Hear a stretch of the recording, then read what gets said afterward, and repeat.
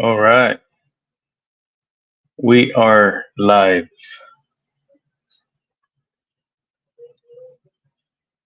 Can you hear me? All right, there you go. Good evening. How are you? I'm doing good. How are you doing? I'm doing okay. I All was right. I took a nap. We were supposed to go a little bit earlier, and I took a nap in front of the monitor. That's okay. Yeah, I've done that in court. Oh, that's not good. Well, after we were conducting a heavy trial, and by the fourth day in, I'm telling you what, by the end of the afternoon, I was like sitting there, and then the courtroom was hot, and I was like, God, it was like 90 degrees in here. I was sitting there after we've been, putting in tons of hours that week for court, like 20 hours a day. I was just sitting there, and all of a sudden, I just went, You snoozed. oh yeah, and I was like, oh my gosh. But it happens. It happens. You got to Yeah, take it all in stride. Enjoy the break when you get it. So I understand tonight we're going to talk a little bit about a video, and we're going to talk a little bit about Terry v. Ohio, which is very, very important, and a couple of the cases that are later rulings from the U.S. Supreme Court that help support contact with the police, or actually any public official, but police in particular. And it involves you, my friend. Oh, And I think you are co-starring in this video. Oh, that's nice. If I'm not mistaken, right? Yeah, it is. It is regarding a what do An you want to encounter. call it? An encounter slash detainment after the initial consensual encounter. Um, and I've never given any like background to this scenario or to this video. I was actually working. I had been working for a company providing some video. Uh, so I had been working for about 2 months straight, Oh, and this happened after I was done with my day. So after my shift ended, I was driving back home, and this is what happened after I was qu- head, headed question home. real quick. Is this Yeah. the one that has commentary? No, no. This is my raw video. Okay, because I was wondering if we should put the one up there of Joe Lunchbucket making Uh, commentary. I, I mean, you decide. We can go through this, but you yeah. decide. No, I mean, I think we could give it our take on it, and I mean, and make the other ones give their opinion on the video. I mean, Okay, go ahead. You're right? you're in charge. You're in charge. Go ahead. All right. So you ready? I'm ready. All right. Let's Those are notes. Turning the lights off in an area. let me go fast forward to the actual video. Yeah, just a second here.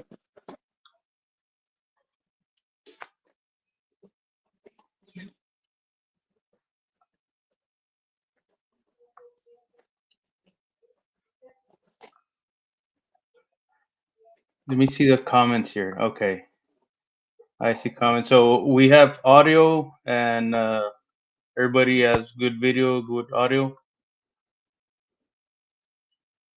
You give us a one for okay or for yes.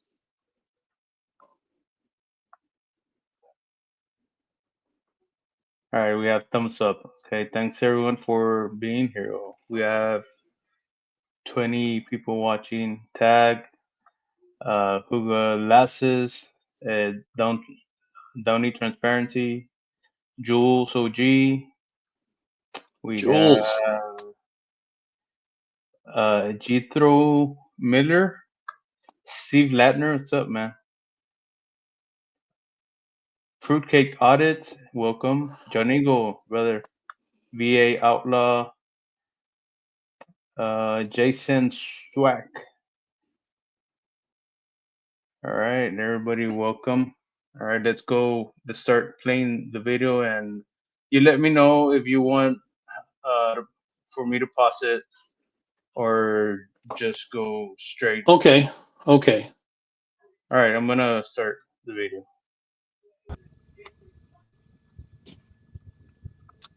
And why don't you give everybody a little background of what's going on here?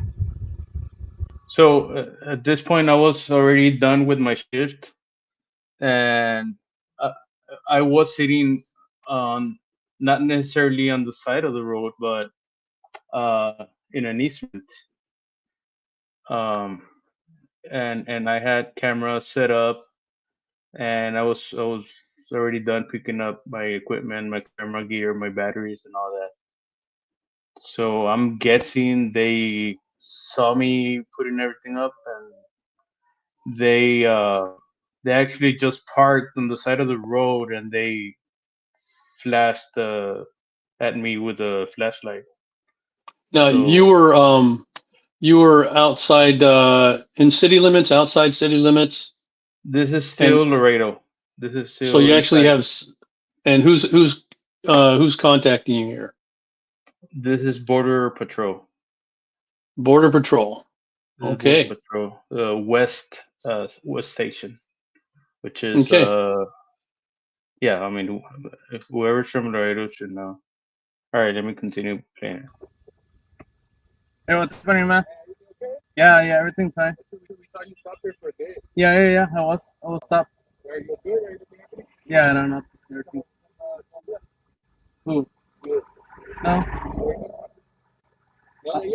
I'm married, man. Eh? I'm married. No, I know, but where are you coming from? I'm married. Why you're asking me personal questions? You say you're married? Yeah, I didn't ask. I'm not gay. I said, where are you coming from? I'm not. beginning. Okay. not gay, Pause it man. real quickly right there. Okay. All right. Now, first and foremost, this is not a traffic stop. I didn't see any emergency lights or anything like that coming up behind you, so it's not a traffic stop. And there's It's certain not. things that have to come into play when it's going to be a traffic stop, and I don't see any of those elements. And so when this officer is approaching you, this border patrol officer is approaching you, um, we first have to look at this. Okay, now uh, he wants to know where you're coming from. Now, I sent something over to Ismael, which is something we'll see if we can get around to covering it a little bit today. But when any peace officer comes up to talk to you, understand basically you have no real obligation to answer any of their questions. No legal obligation to answer their questions, period. And what does that mean? It means identifying yourself, where you're coming from, where you're going to, who's in the car with you, what's in your car, what kind of motor you have in your car, what kind of engine, none of this. You have no obligation to answer any of their questions. You have no obligation to assist them in their investigation. Now, a lot of people will argue here, especially the people that don't know that this is a Fifth Amendment situation. Now, I have seen even attorneys do this, and they are 100% incorrect. They say that I saw an attorney do this the other day on YouTube, and I just about, launched my phone at him. I said, "You lying, misleading moron." He said that you have to use these magic words to invoke the Fifth Amendment, which is untrue. Now, in a situation like here, remember the Fifth is not incriminating yourself, and that's usually done after an arrest. You can invoke the Fifth by simply remaining silent, or you can remain silent at the beginning of the encounter. Now, I will say this under the circumstances. He's asking questions. Ismael did a great job playing it off right there. I'm not gay. I have a wife. I'm not interested in gayness. And the reason I do that is because I mean that's very personal. I mean, not even my wife is asking me where am I coming from or where am I going. So I consider that being like too personal. Gay. Like, where are you going to? Yeah, gay. So somebody who's got a personal interest in you. Exactly. And I will say, to that is that, and we've mentioned this before. Now, remember this: God, we the people, the Constitution, and everybody that holds official capacity is underlined the line, beneath the line, under the line, to help support and defend your constitutionally guaranteed rights. They're under there to support them, not to take them away from you, but to support and defend them.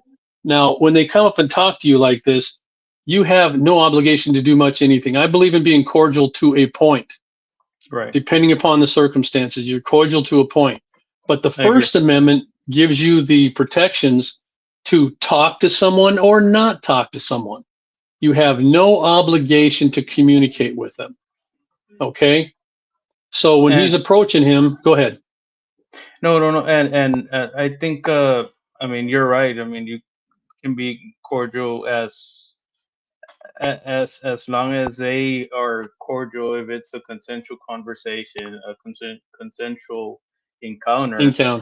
And in this case, the reason I disengaged with their conversation is because I noticed one of them had his firearm unholstered. Wow. So how many were there? How many were there? It was two Border Patrol agents. Okay. But one of them had his firearm unholstered behind his back, and that's why when I asked him, I mean, why did you have your firearm unholstered, and why are you in this line of duty? You're gonna be scared. So that's when I told him, you know what, have a nice day or have a nice night. I forgot. Yeah. And good for you. And so again, coming into a situation like that where he hasn't done anything, you have no obligation to answer them or to help them with their investigation. They actually have to identify that they're doing something. And that's where the 10 questions come in. Actually, the 11 questions. And it says, you start asking them questions and say, what is your official job title? And we're going to make these available for everybody too. When I have an encounter with the police, I ask them, what is your official job title?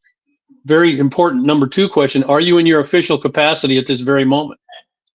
Because if they're not on duty, if they do not hold official capacity, they're Joe Blow off the street. You have nothing to talk to them about. You just move along. And anyway, just so you know what your rights are. Remember, God, we the people, created the Constitution. These people work as public officials. They're your employees. And you have full control and authority of them. You live above the line, they work below the line, and make sure that you can live above the line. That's their duty. So you've got First Amendment guarantees to talk to them or not talk to them. And one of the questions is that question number 7 on the 11 questions. You can take this any way you want, but if somebody's at it, just say, "Am I required or compelled by any law to answer any questions that you ask?" And then they're like, well, no, because they can ask you questions. That's what my point was. In summary, they can ask you questions, but you have no obligation or law requirement to answer them. So be very, very judicious about how you talk to them. If I've actually been in scenarios where peace officers have come up to me, and depending, I'm nice to them, something like that. Some have come up to me, have been a little aggressive, and they said, "Excuse me, sir, what are you doing?" And I say, "Telling you to fuck off. So fuck off." Are we going to be punched for that one? And that's it. I just say, and I walk away. You know, I have no reason to talk to them. I didn't. This is a consensual encounter, and you can go through that. That's in the questions as well. You have to just follow everything in a procedure. So you have the First Amendment guarantees not to answer any of their questions. And you can ask them specifically, am I required or compelled by any law to answer any of your questions? If so, what is that law and what are those questions? Okay, we'll get to that later. Right. So in this situation here, Ismail did a great job. He was playing with it. He has fun. If you're confident and you know the law like Ismail does, you can do that. And like I said, there's no emergency lights coming on, so that creates a different kind of scenario. So now the guy's asking him questions, and Ismail does a great job dealing with it. And he doesn't have to answer those questions. He doesn't have to tell him where he's coming from and where he's going to, anything like that. But I will tell you, if you have a CDL, if you have a commercial driver's license, and you go to a weigh station or you get stopped by the state patrol or any other agent like that, you are obligated to tell them where you're coming from and where you're going to, because you have a manifest with you that helps direct your schedule, and they're entitled to know to make sure you're not smuggling, stealing the truck or something like that. So anyway, CDLs are different, and those are different circumstances, but as a private person, you're good to go. Okay, Ismail, go ahead. Sorry. I don't think you're sorry. Hey, I'm a driver's license. Driver's license, sir. Who are you? Major Wilson, Home Depot, sir. Okay. So you're in our area of responsibility, sir. Okay. We have certain describables Okay. based on the car, based on where you were parked. Okay. Your light discipline, sir. My what? Your light discipline with your vehicle having the lights off in an area of high traffic. We're just trying to make sure you're all good. What do sir. you mean high traffic? High traffic of illegal smuggling that goes around here a lot. What did you have your Officer firearm? safety, sir. Oh, whether you're in this line of duty, you're scared. Okay, again, it doesn't matter. They Right? just We're give it trying to us figure as out if toys, you're- sir. It's not serious.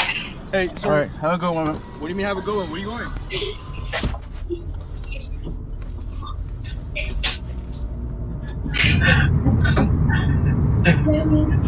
Yeah. A couple- So they were saying my light discipline, which means I had my headlights off. Also, they were saying a high traffic area.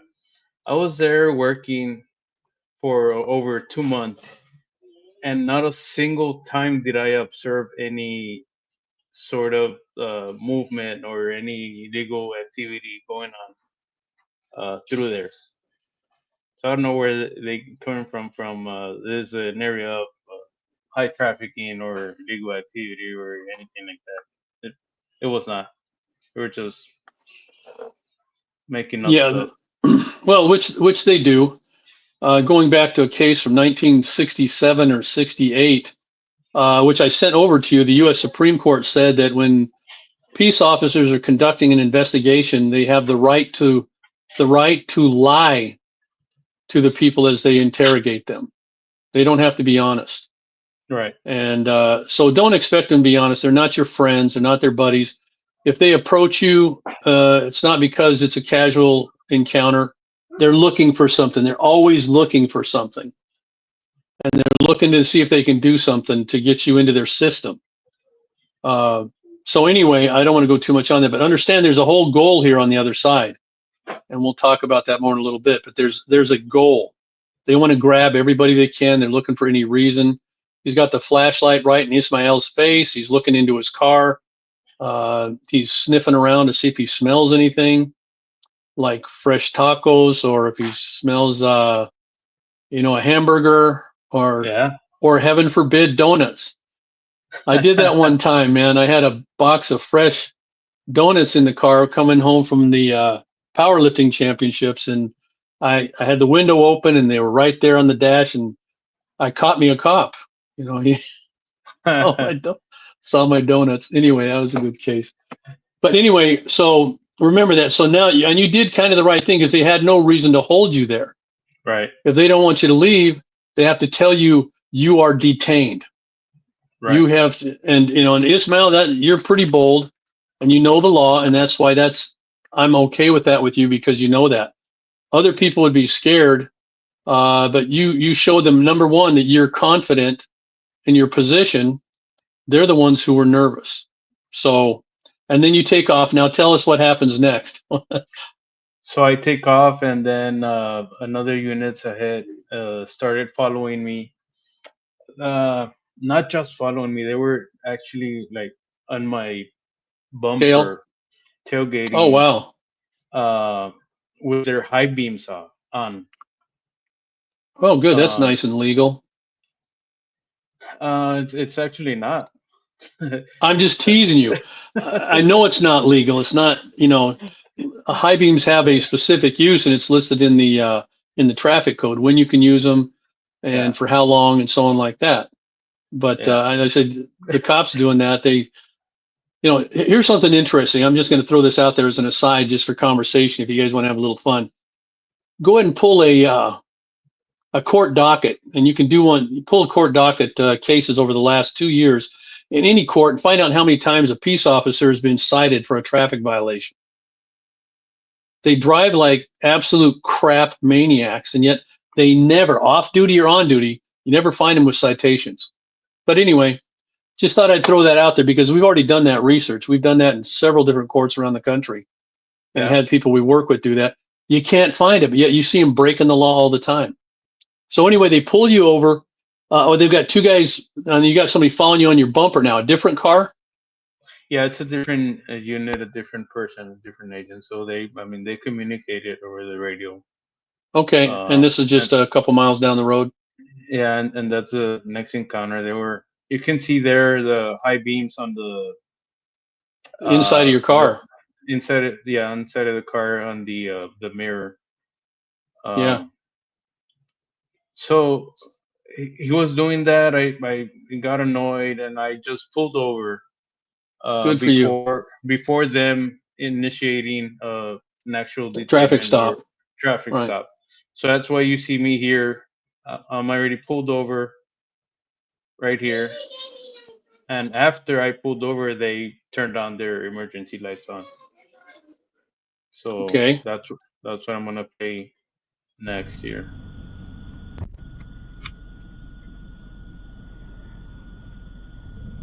And he was probably reading the license plate and stuff, because he took a while to get there.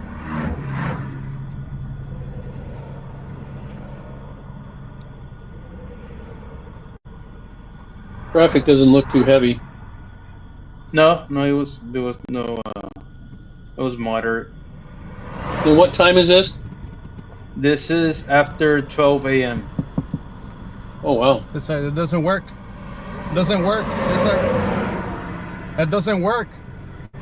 It doesn't roll down. No, this side. Nope.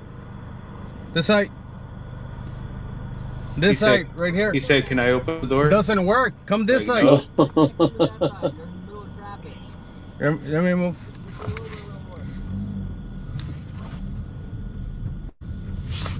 So he's like, "There's traffic."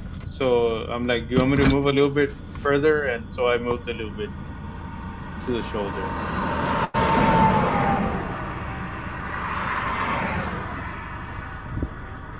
How you doing, sir? So what's the reason for the stop, man? We had two agents that said your lights out over there, hanging out on the side of the road. Okay. And they began to question you, and they said you just took off on them. Yeah, they weren't detaining me, so. Oh, they didn't? No. Because they told me they were questioning you. Of course, yeah. Anybody can question anyone, right? Yeah, no. Right. And then yeah. you're driving all over the road. No, I'm not. You're driving behind me with your high beam front. Yeah, I was reading front of your plate, sir. So what were you doing over there? What am I'm not gay, man. I'm sorry, what? I'm not gay. Why are you asking me personal questions? That's not a personal question. Yeah, that's personal, really Why personal. were you pulled over on the side of the road? That's a personal question. Why Do you at least have reasonable suspicion to pull me over? Yes, I do. For what crime? There's no crime. Okay, then you don't have Okay. You know how reasonable suspicion works? Okay, go ahead and play a couple more seconds, Ismael. Yes, I do. All right. What's your reasonable suspicion? All right, so that's the end of the encounter with this agent. Okay, so he said you asked him what is your reasonable suspicion, and you asked him what crime do you suspect me of having committed, and he said there's no crime.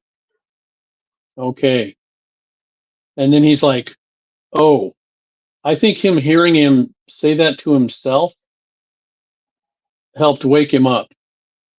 Right. And he knew at this point, you knew what you're talking about.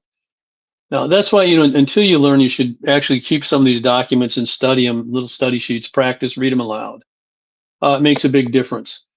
And so I was thinking about another case or another video that Ismail had where this guy was talking about Ismail and going through this. And so reasonable suspicion is something completely different than what most people think it is. And as a matter of fact, this is what most police officers are trained on. So let me ask you this, Ismail. This is it and you went on home? No, after this, two other agents arrived and they started asking questions. And when I wanted to get out to record him, one of them was preventing me from getting out by physically holding my your door. Yeah. Wow. And pretty much, I mean, that was I moved my car forward and I got out and they left after a couple minutes. Yeah, I mean that's pretty much it. I mean, I kind of I want to have a take on what I believe reasonable suspicion is. Okay.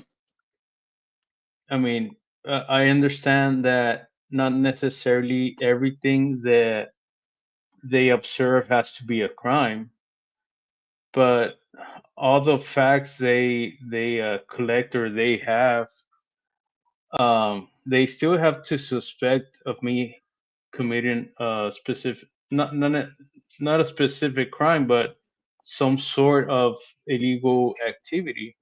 Let's say they had a report of narcotics going on by where I was parked, and I was on the same exact area, and they observed a person with a same color shirt I had,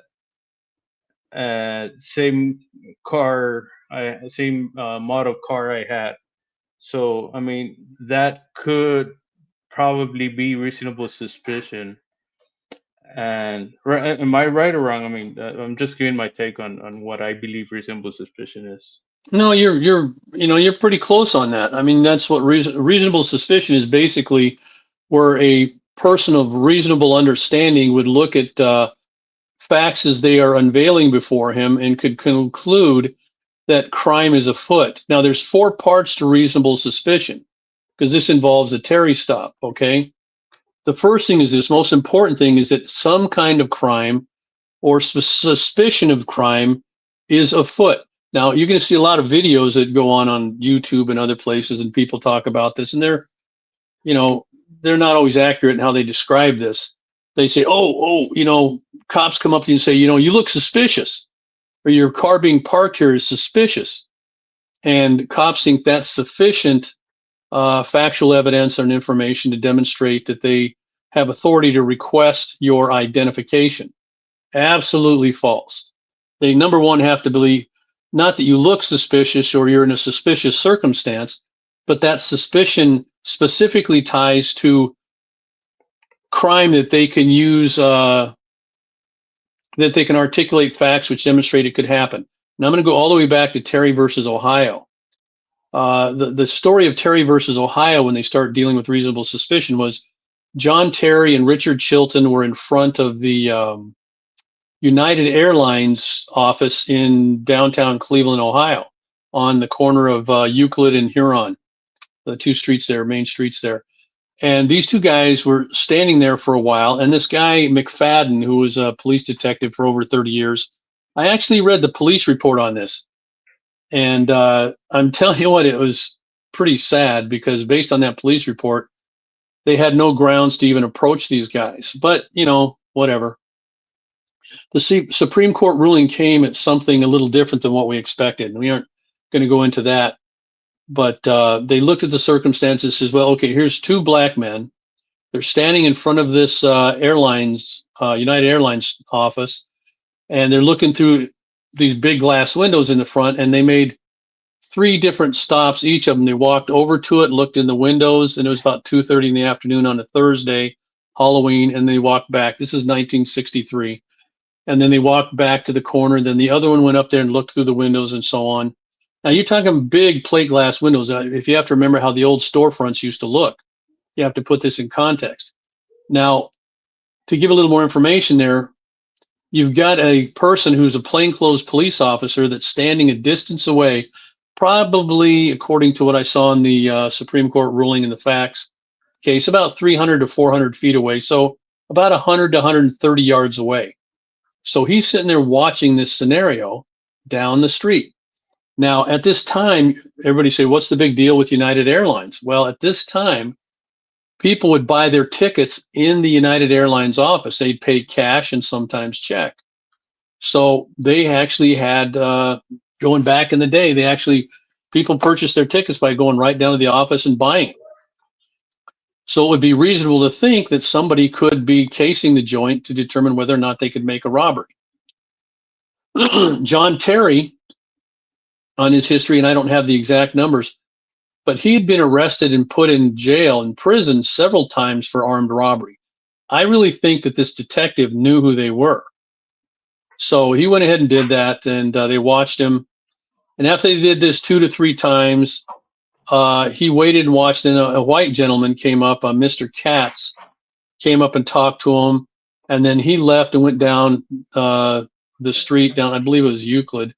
He walked a couple blocks in front of another store called Zucker's. And shortly thereafter, Terry and Chilton walked down there and we stood in the front of the store and were talking to him. At this point, McFadden, the police officer, believed, well, you know, maybe they are casing the store, seeing who would be most vulnerable to rob. Now, he based everything on his years of experience and training. So what he did is he walked up to the group there and started asking them questions. Now, in the ruling, I didn't see what he asked them. But at that point, they really didn't have anything to say to him. And this is a different time in our country where a white police officer grabbed 2 black men in downtown Cleveland. He grabbed John Terry by his coat or by his arm and spun him around and started patting him down, and felt a handgun in the pocket of his overcoat. And he told the other people not to move, the 2 guys not to move, Katz and Chilton. And he said, let's go in the store here. So he took him into the store. So they went into Zucker's store, and he pulled off Terry's coat and pulled the gun out of the pocket. And he said, okay, anybody else armed? Richard Chilton, yeah, he was armed, and he had in his waist pocket of the coat he was wearing, he had a gun. Katz did not have one. So they were both arrested for illegally carrying a concealed firearm. That's it. And the whole case went to the U.S. Supreme Court because they wanted to believe that if they had reasonable suspicion to do a pat down of somebody who looked like crime was afoot, they were casing stores to see who might be vulnerable to rob. That was their argument. They get all the way to the Supreme Court, and they said that the evidence they took, because they didn't have a valid warrant and there was no probable cause, the carrying concealed weapon charge had to be dismissed because there was no probable cause. Now, this is where the whole issue of probable cause changed. Now, I want you to understand, I love the ruling in Terry. I love the ruling because I believe you shouldn't have to wait till crime is committed before somebody can intervene. But how you do that, and the way the Supreme Court ruled it, was very meticulous. And it's not just something they can do by having a hunch or thinking that maybe something's there, which kind of what this officer did. I mean, he had a hunch, and that was about it. He had no other facts other than that they walked 2 to 3 times from the United Airlines office. Who knows? Maybe they wanted to buy an airline ticket. But basically, the ruling held that the pat down was proper. The circumstances were reasonable to support that a police officer could encounter them, detain them temporarily to determine if crime was afoot, because it appeared to be based on his years of experience. Very, very weak argument. Very, very weak argument here. And I believe, based on what I've seen and reading his report and everything like that, they did not have enough evidence to get a conviction. But they got convicted in the municipal court, the state court, or through the appellate court, the U.S. State Supreme Court, all the way up to the U.S. Supreme Court. And the U.S. Supreme Court upheld the conviction of Terry. So, but I think there was other evidence they presented that we didn't see. But basically what reasonable suspicion is they have to have something more than just you looking at doing something or behaving in a way that is unusual, which they would call suspicious. There has to be something more than that, which would demonstrate that some kind of crime would be committed, or is in the process of being committed, or has been committed. That's what that is. So Ismail, right. You're pretty much nail on the head right there. That's a nice summary of it. And I have been now that I mostly encounter Border Patrol agents, and what I've started to notice that whenever I say you have reasonable suspicion, when I'm on the phone. When I ask if they have reasonable suspicion, they tell me yes, they do have reasonable suspicion, but they don't have to tell me. And I mean, unfortunately, that's not true. They have to be able to articulate. Go ahead, continue. Yeah, because it's been, I want to say about 2 or 3 after this encounter that I have noticed that I asked them, you have reasonable suspicion? They're like, oh, yes, but I don't have to do what's my reasonable suspicion. So, I mean, they're the last 2 detainments I've had from Border Patrol, basically, they tell me, I'm pulling you over to conduct an immigration inspection. Okay. Now, what I'm going to tell you about that, and I don't mean to cut you off, but if they're going to conduct an immigration inspection, remember this: everything below the line is already written in the law. Okay, which means that everything in the law must be defined by the law and must be supported by the law and must all be in the law. Every word has to be like that. Every word has a legal definition. So if they have an immigration inspection, that means that's written somewhere in their policies or procedures, and it must be supported by valid law. What the hell is an immigration inspection? Well, we're inspecting you to see if there's any kind of immigration going on here. Well, that's got to be legally referenced. But anyway, I get ahead of the cart here. Go ahead and continue. Yeah, no, I mean that's pretty much. And the thing is, they're not asking me these questions at a checkpoint, because they're pulling me over like miles ahead from a checkpoint. Okay, and that point it would be an invalid stop. Exactly. Unless they have something, they would have to have something more other than just the thought that you can't just conduct it everywhere. Okay, what I'm going to say is this: they can only conduct, quote unquote, until we find out what this is, an immigration inspection under certain conditions and locations. It's not something they can do willy-nilly. They can't walk into the local what's local gas station, whatever, the mobile station, and they can't in the convenience store and just come up and ask people and say, hey, we're conducting an immigration inspection.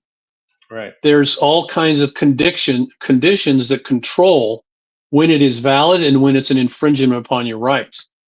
So when they say that and do that under those circumstances, 100% incorrect, and they should be reprimanded for that.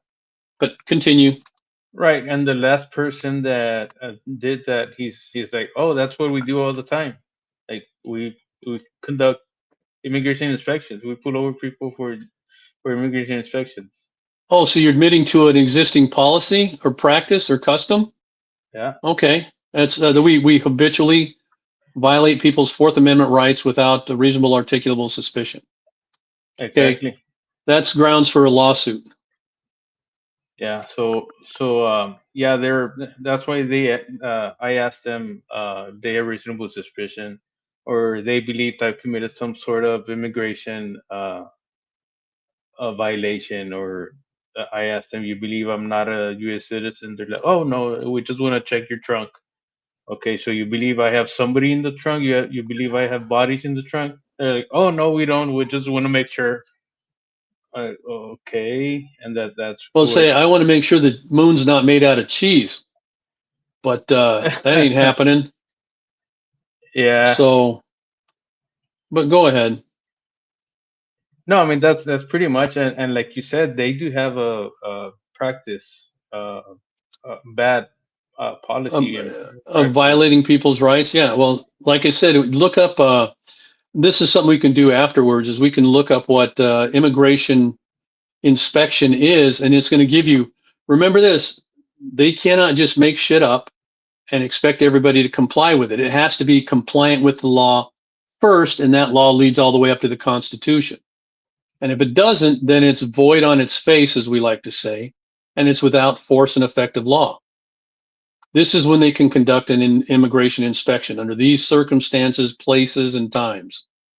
So they don't have carte blanche.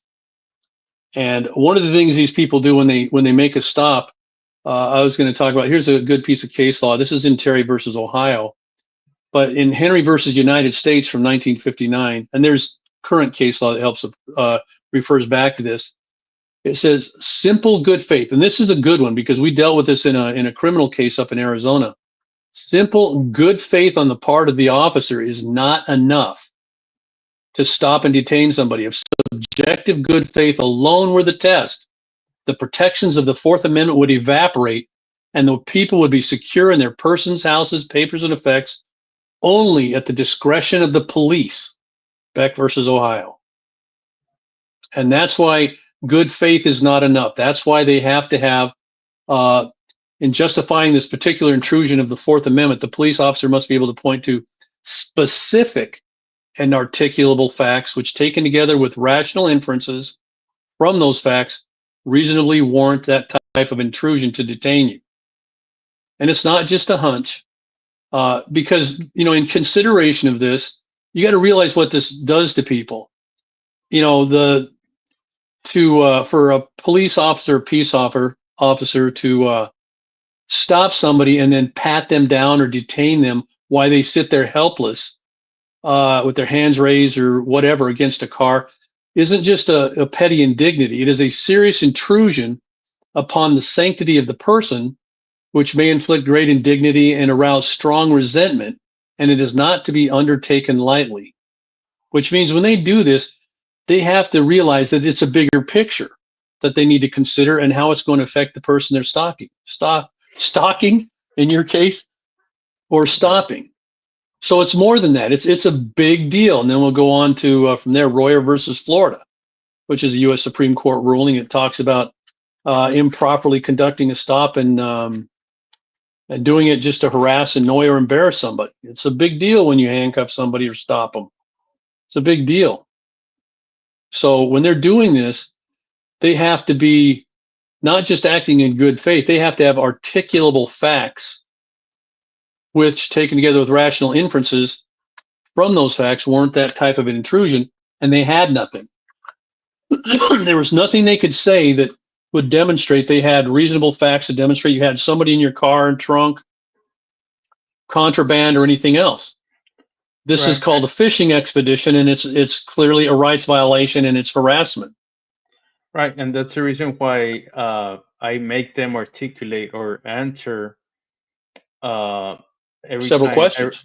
every time they mention, for example, this is an immigration inspection. So I asked them, "You believe I'm not a U.S. citizen?"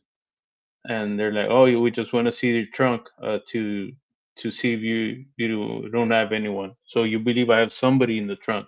They're like, "No, we don't."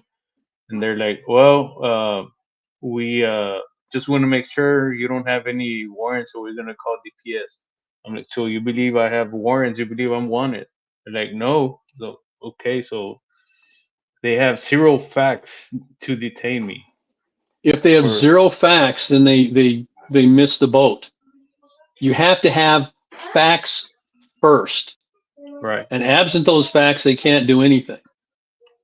So anyway, continue on. Unless you want to say something else, I think I have No, no, exhausted no. that for the moment. No, that was it. And I mean, pretty much the video pretty much ends, and that's where they detain me. They say I'm free to go, but they are still detaining me. They're not allowing me to move. And how are Uh, they preventing you from moving, restricting your movement? they're holding the door. Let me play that right here. Am I still being detained? Sir, you're not being detained. Simple question. We're gonna ask you, are you okay? You All right. feel like feel okay? All right. Why do you need so many officers? Because we work in this area. We're corners. All right. So we work at night, and that's what we do. All right. So am I still being detained? Sir, are you okay? I'm not. I'm You're not. good to go. I'm but not. Are you good to go? Like I'm not. physically, you good? Because right now you I'm were not. stopped over there, and it was something about I'm not answering anything you asked me. You may leave now. playing this, sir.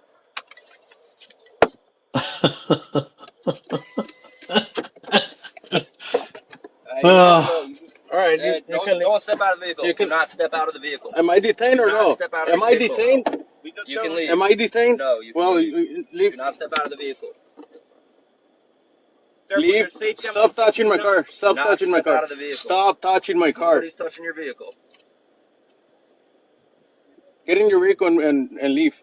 So all right. So right now he's physically holding your holding the door. door. Yeah, and he's saying he's not touching my car. I'm telling you, like, Ron, this is a highway. You gotta Leave. put a race the other people. Leave. The highway. Leave my car. And then you need. You want to talk to your supervisor? You want what?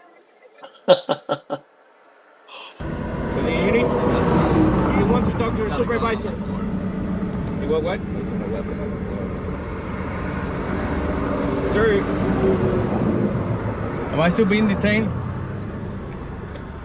C2-237.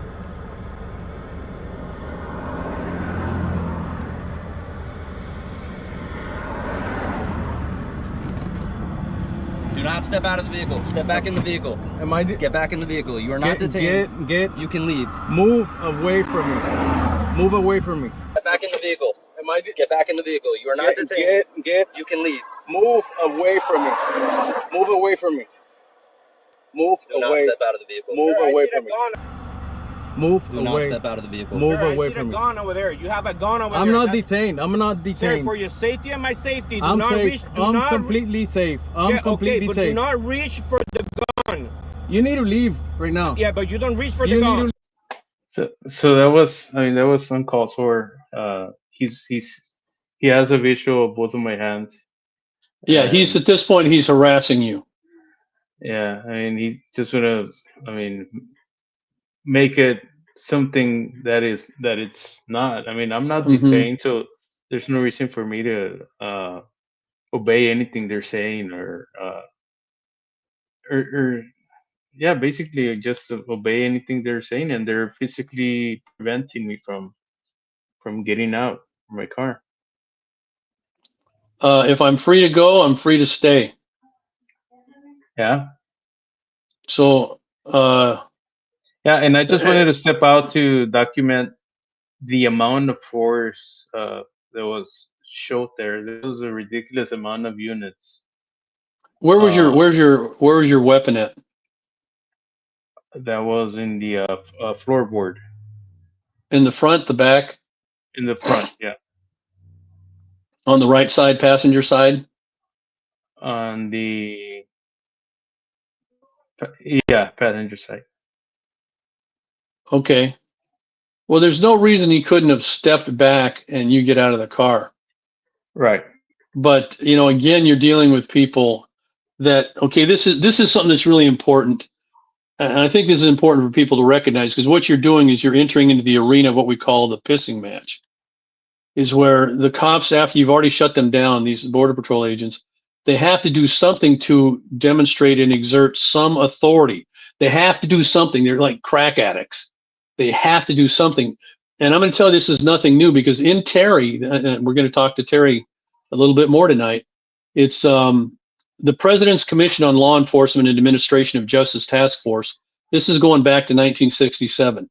Okay, now they've had a current one since then, and it's probably tied a little differently. But at the time Terry was decided, it said that the this particular task force from the President's Commission on Law Enforcement found that the friction caused by misuse of field interrogations increases as more police departments, and we'll just say law enforcement officers around the country, adopt aggressive patrol, in which officers are encouraged, encouraged routinely to stop and question persons on or near the street who are unknown to them, who are suspicious, or whose purpose for being abroad is not readily evident. Okay, so police departments have been encouraging, and this is all law enforcement, which doesn't exist. It's all peace officer agencies of some type or form. They're encouraging them to become more aggressive in their patrols and do this so they can stand over people. Let's see here.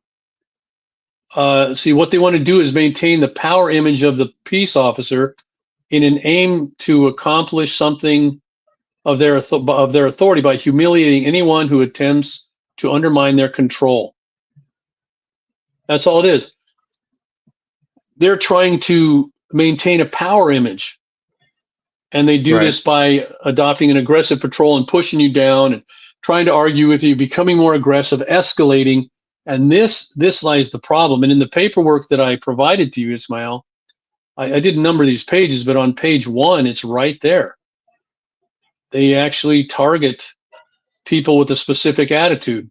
With the highlight yellow, it says they maintain a power image of a beat officer in an aim to sometimes accomplished by humiliating anyone who attempts to undermine their control of the streets. And it's more than control of the streets now. And then as more police departments adopt aggressive patrol in which officers encourage routinely to stop and question persons who are unknown to them, who are suspicious, or whose purpose for being abroad is not really evident. Now, what's funny about this is in Terry versus Ohio. This is some of the commentary and in the ruling of the U.S. Supreme Court.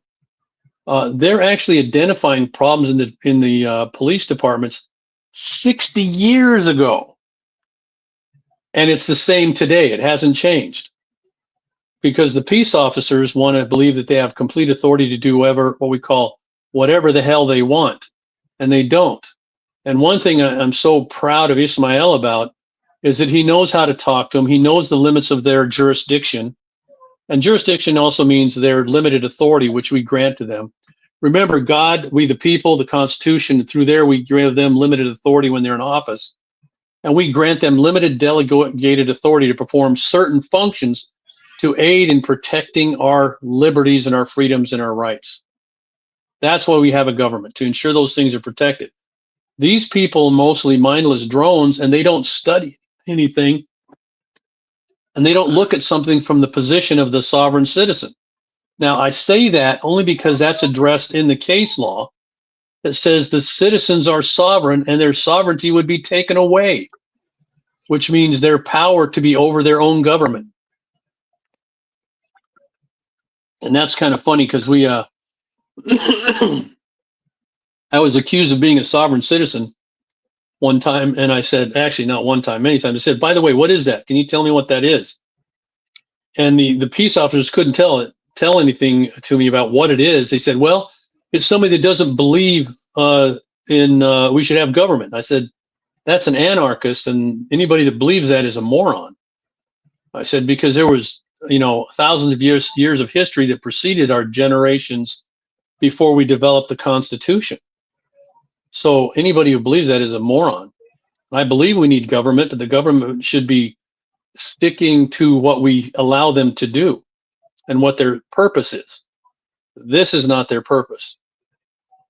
Now I want to step back one step. I hope I'm not talking too fast. I sometimes do that. But in your situation, Ismael, they had no articulable facts to turn to for anything. So if we go to the very top of this sheet right there, what does it say? In order for the, to peace officers to encounter you, and this still holds true today, by the way, the number one thing is this is the question we ask people all the time, and this is part of a case law. In we used to use this all the time, is the officer rightly in the citizen's presence? And we, the people, are like the king and queen. We're the ones that have full authority. And so when a public official comes into our presence, they better be rightfully in our presence. Because back in the days of yore, in the old days, you couldn't just walk in and see the king or the queen, or you'd be hacked down on the way in. You had to have what they call court. They'd schedule court, and you had to be invited in. And if you were invited, you couldn't get in unless you had special permission. And you had to be endorsed by something. Go ahead. That's another case, right? That's called, yes. What is it? Monsiváis? Monsiváis? Yes. Yeah. The Monsiváis case, which is addressed in the Fifth Circuit, the officers were not rightfully in the presence of Monsiváis when they detained him. Right. So the first question is the officer rightfully in the citizen's presence? Now, from there we go down to the four parts. Now it's the Terry frisk, but outside of it being in a consensual encounter, they have to the officers first have to have used articulable suspicion facts to demonstrate that crime or criminal activity is afoot. That's the first thing they have to do in order for them to be rightfully in your presence. And two, this is necessary, you're suspected of being involved in that criminal activity. If you're not, boom, they can't go any further. They are not rightfully in your presence, and they cannot detain you, stop you, or do anything. Absent those facts, articulable facts, demonstrated with what is that? With inferences based on those facts that crime was afoot, they can't even bother you. That's considered a consensual encounter, and you can tell them buzz off. Yeah. And in order for them to pat you down, if they believe there's reasonable suspicion, they can't just pat you down right there. They have to believe that you are armed and that you are a danger. And I've seen so many videos, so many detainments that they, even though the officer is claiming they don't suspect of any illegal activity, they're not detaining. They're like, oh, let me pat you down for my safety. No, well, okay, you're right. That's a big thing that's coming out right now. People are talking about officer safety. Police are talking about this. Officer safety. That's the most important thing. No, we didn't endorse them so that officer safety would be the most important thing. Citizen safety is number one. So if citizen safety is number one, go ahead. I got to step away a quick sec. And I, on one of my last detainment from Border Patrol, he asked me about weapons. He said, you have any weapons on your vehicle? I'm like, well, I don't answer questions. And then he's like, well, our safety is I forgot the word he said, is the most important right now, or something like that. I'm like, no, my safety is the priority. Safety, yeah. Peace officer. I clearly told him my safety is more important than you. You're absolutely right. And he's like, well, but you don't have any weapons. I'm like, oh, my safety is more important than you. So there you go. Yeah, he was confused.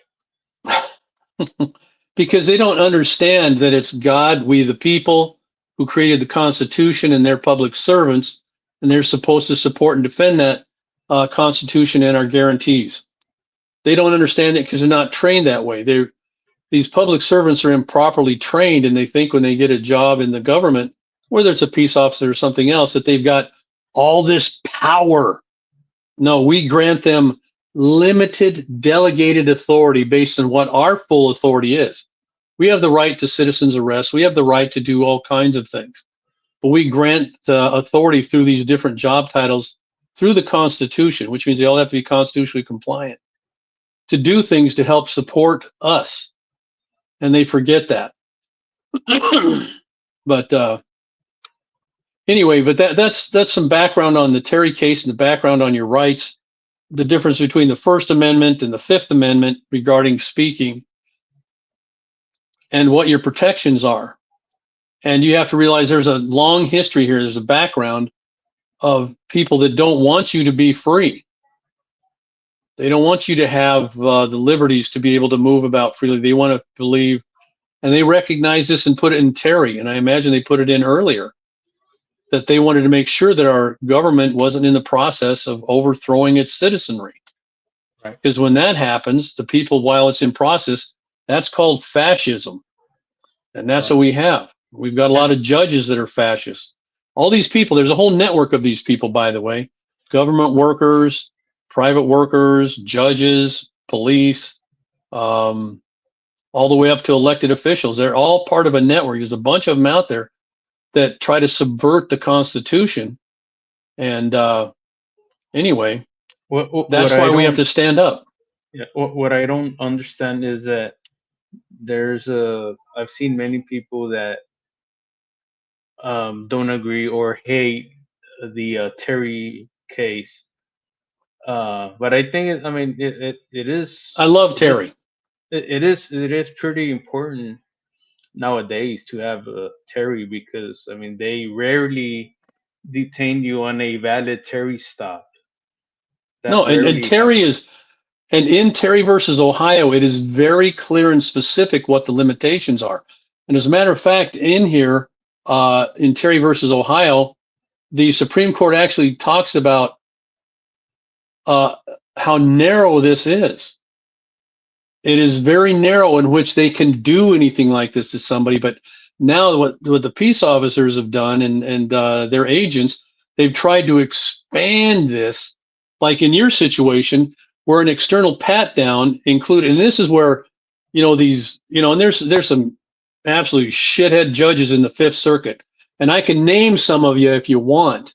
You're absolute retards and communists that can't understand that the limits of Terry do not allow you, and especially in the Fifth Circuit and in Texas, they cannot go into your search inside your clothing and grab your wallet and search your wallet for your ID. And the Fifth Circuit. So if this happens again, I'm telling you, I'm on board of petitioning this, doing a petition for certiorari to the Supreme Court, because the Supreme Court again will kick the Fifth Circuit in the teeth because they don't understand this. That you cannot do that. It says it's an external pat down for weapons or contraband. External. What does external mean? It doesn't mean pulling your coat open and reaching in and grabbing your wallet like what they did to you. Like I've seen them do to a bunch of people, and the Fifth Circuit turns a blind eye. A bunch of communists. And there's judges here in, all over. Federal judges everywhere, local judges see it. But, if you know how to present your argument to them that is lawful, man, I'll tell you what, you do a petition for a writ of mandamus and let an upper court kick them in the butt and just say, hey, no, dude, you are so far off the mark. Yeah. And we've had several cases where petitions of for writ of mandamus have come in, and the lower court was corrected on their misunderstanding of the law, which is the whole purpose of a judge. Judges determine issues of law, juries determine facts. It's not for the judges. That's why you use the Sixth and Seventh Amendments, whether it's criminal or civil, to rely on a jury to help you. And you'll hear people say, oh, don't never trust a jury.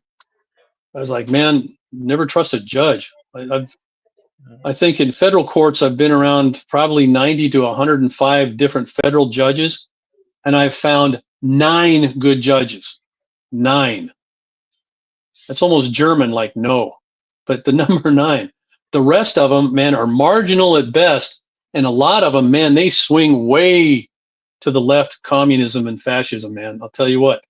And there's some in Laredo. They don't believe in the Constitution.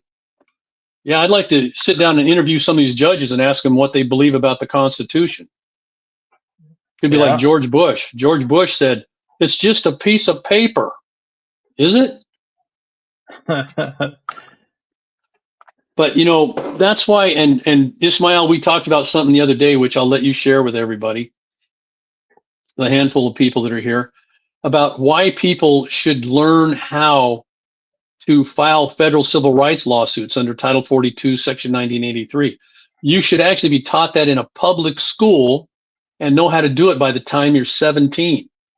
Why? Because once you turn 18, then you're thrust in the world and you're dealing with basic issues of your rights. And if you don't know them and don't know how to defend them, you're at an extreme disadvantage because there's not a lot of civil rights attorneys out there. That's why Yeah. we put resources together to help people stand up for themselves. Because you can and you should. And I'll tell you what, people respect you for it. Because what are you, Ismail? What does it say in the case law in Fox when you are the pro se litigant? You Uh, you are a private attorney general. private attorney general, in fact. In fact, because your case, what you are doing is you are litigating your civil rights case, not for money so much as you are for the benefit of your fellow citizens. It's actually what I would call it's your civic duty to file civil lawsuits against these people.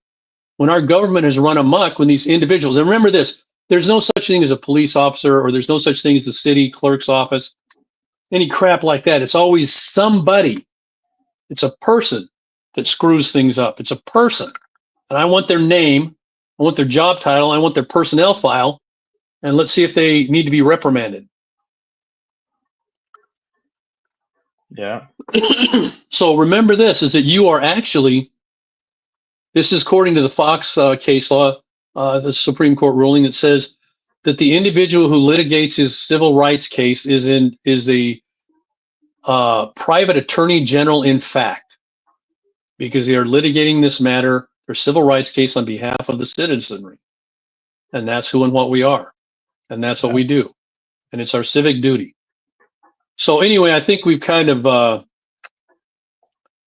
gone way deep in this one here a little bit. But Terry versus Ohio, I love the case. I don't see how the facts in that case really justify how they got there. But sooner or later it was going to happen. Right. And I think it's a good case. I think it's a great ruling. And it actually provides clear limitations on what they can do. And let's see here.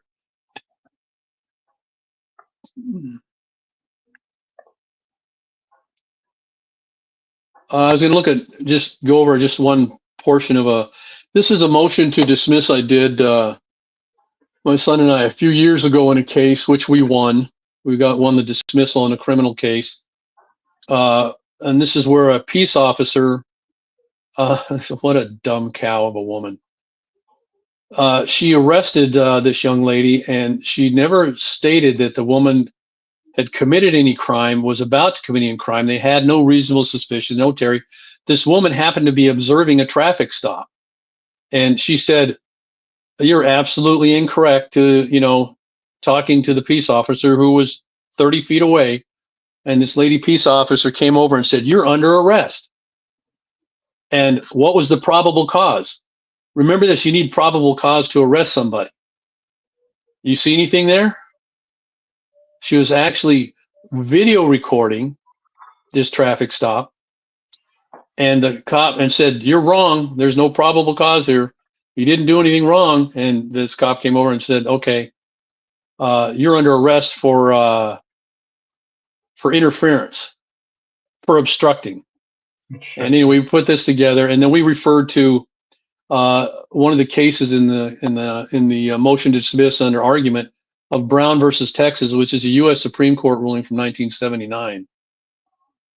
It says the application of the Texas statute to detain the appellant and require him to identify himself violated the Fourth Amendment because the officers lacked any reasonable suspicion to believe that the appellant was engaged or had engaged in criminal conduct.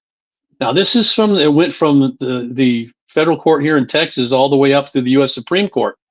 And the Supreme Court said that their statute requiring him to identify himself violated the Fourth Amendment because they had no reasonable suspicion that the person was engaged in criminal conduct. Same thing that applied to this case. We use that as part of the argument to support the fact that there was nothing to demonstrate that the officers had any grounds for arresting this person. They'd done nothing wrong. And going in, it refers to Terry. It says the Fourth Amendment requires that such a seizure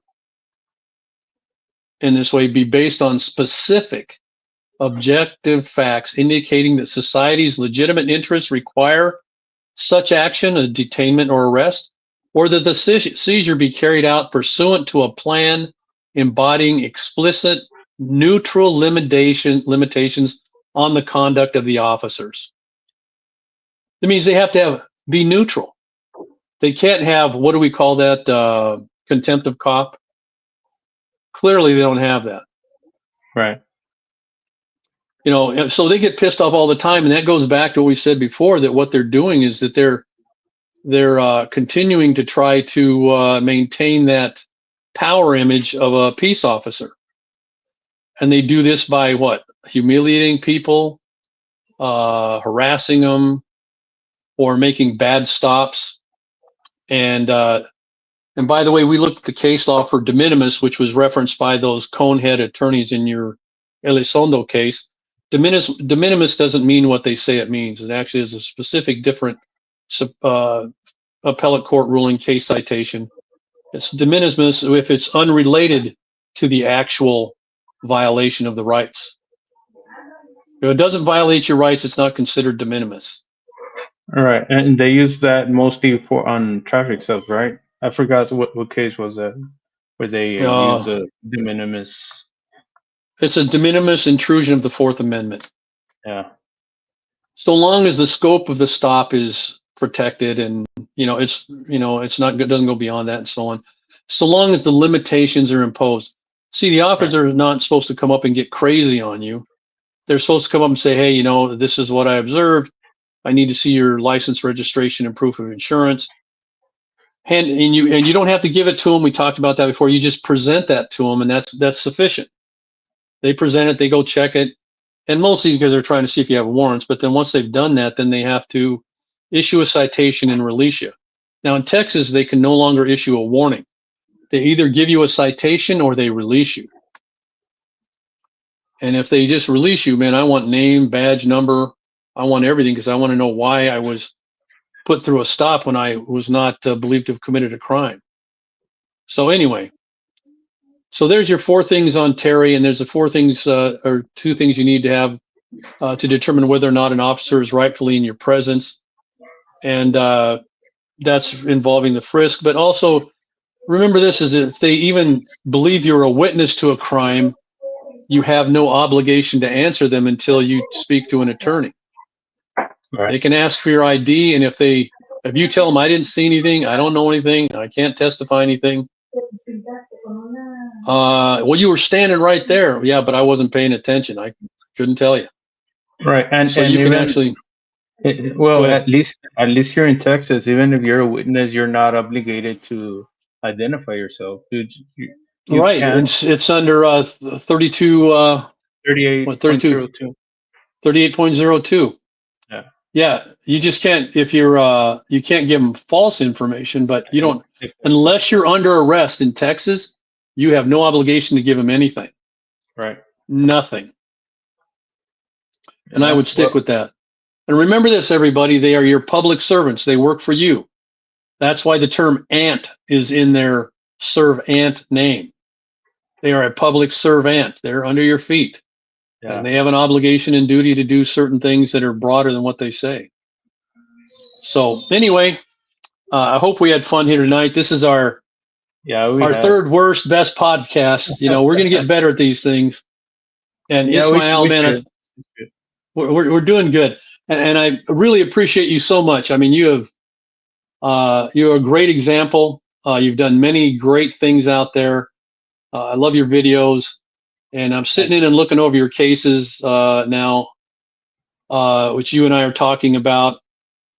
And I'll tell you what, you've got some misbehaving magistrates and judges over there. Yeah, absolutely. They're they're the shits and they need to wake up. Otherwise, we'll just make a judicial complaint about them and ask them why some of them are even sitting on your cases Yeah.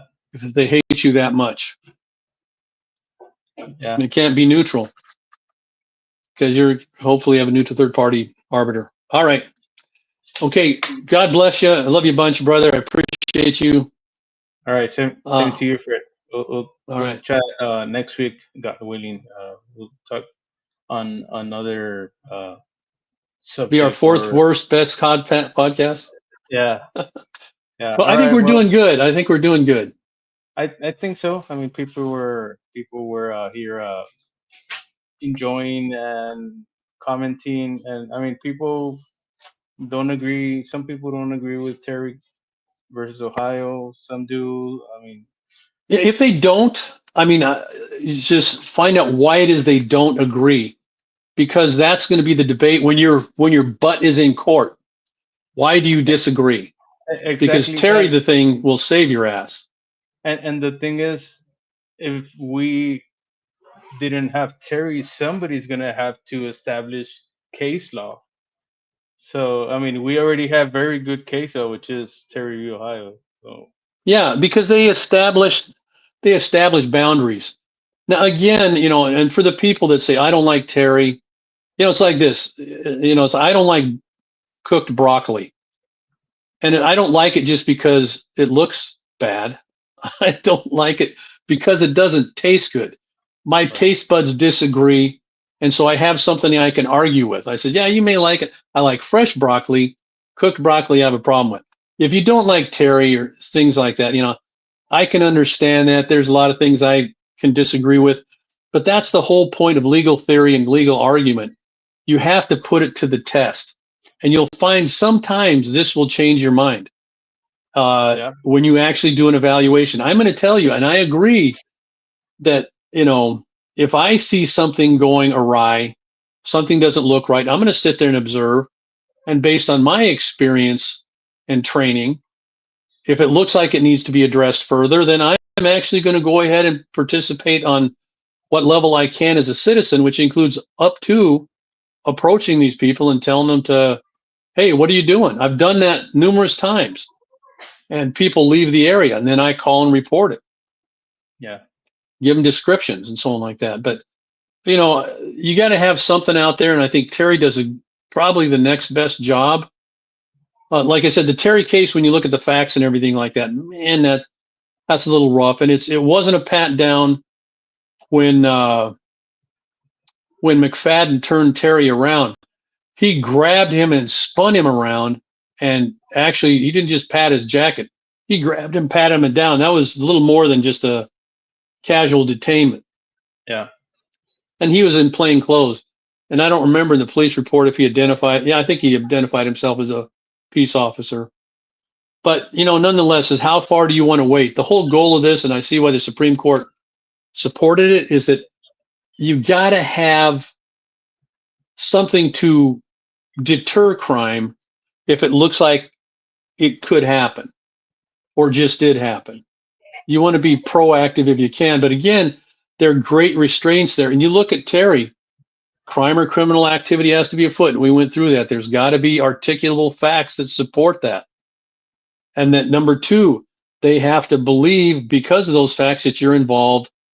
And before they can pat you down, remember this, before they can pat you down, they have to believe first one, then two, three, that you are armed and dangerous. Yeah. That if they don't do something to pat you down, you're in danger. And we, in your cases, you've done this. Is it, do you believe that I was armed and dangerous? Oh, no, he didn't believe you're dangerous. Then you had no right to fucking pat me down. Exactly. It's all four. You don't get to pick and choose. Yeah. Right? Yeah, and I think that I asked those questions when I deposed those 4 officers. You did. I You said, did, of course. Yeah, Yeah, I watched the depositions. And every one of them, nobody suspected you of any crime. That's why I can't believe that judge on that case. What a retard. What a retard. And if you're listening, Judge, or somebody you know is listening to you, you are a effing retard. If these officers admitted in the depositions, which you read, I'm sure, at least the sections that were presented, that no one believed he was dangerous and no pat down should have happened. He should have never been handcuffed. Yeah. And he should never have been injured. And I'm going to tell you, this is interesting. I'm going to say this and I'm going to conclude here because we could keep going on this. And I'm just talking to the folks here. Is that there's a lady in Kentucky who was recently arrested on a DUI in Kentucky. She was innocent. She was sober. She used to be an assistant attorney general in the state of Tennessee. And she was 71. A cop pulled over. Same cop that arrested 8 other people who were not DUI. They were not under the influence of anything. They took them in, did their blood test, found out there was no narcotics, there was no alcohol, no nothing. And I think it's become so public now, they're going to fire this guy's ass and bring him up on criminal charges because that's wrongful arrest. Right. And he never had probable cause. But this lady who's an assistant attorney general, retired, of course, been involved with numerous arrests, numerous cases that involved incarceration of people, prison sentences, all this. Didn't think it's a big deal until it happened to her. And guess what she said? A year after her arrest, she said, I still have post-traumatic stress syndrome from this arrest, disorder, PTSD. Yeah. I still have PTSD from that arrest. I'm traumatized. And I was like, there you go, bitch. There it happened to you. And how does it feel? Now all of a sudden it's like, yeah, now it's a little too late, but you think differently about it when it's not you. It's easily to be callous and insensitive. Yeah. But when it's you, all of a sudden, I'll just tell you, like that case, I'm just going to finish on this here. You think it's okay until it happens to you. And I'm telling you what, those officers that sat in that trial for 7 days over there in Las Vegas for the First Amendment violations, they had to be there every day. I think there was 5 or 6 of them. They had to be there every day while the trial was commencing, and we were helping with the witnesses and run the case and so on. I was hysterical because those officers, when they got called up on the stand, shit their pants. They weren't so tough anymore because now they're the defendant. And guess what? A jury found that they had violated, by a preponderance of the evidence, that they had violated this man's First Amendment rights. And they did it as a custom or practice. As a matter of fact, there was a written policy that said we have a no tolerance policy for this kind of conduct. The jury found in our favor. Yeah. Yeah, it's fun until it happens to you. So why don't you start being Americans first and being a communist second? I'm just saying. Anyway. All right. I all right, brother. It's an hour and 23 minutes now. So I guess we'll save the rest for the next one. They're suggesting we talk about Pennsylvania versus Mims. What do you think? Next one. Oh, Pencil versus Mims. Too easy. Too easy. It's 5 minutes at the most. All right. Let's 5 do minutes. It for next week. Okay, we'll do it next week. Right. It's the easiest case. It's so easy. So easy. Anyway, thank you guys for showing up. Ismail, love you, brother. Have a good night. Hugs to your family and everything. Stay safe, and same to you, we'll chat soon. All right. Thanks everyone for being here. Thanks. We'll watch you on the next podcast.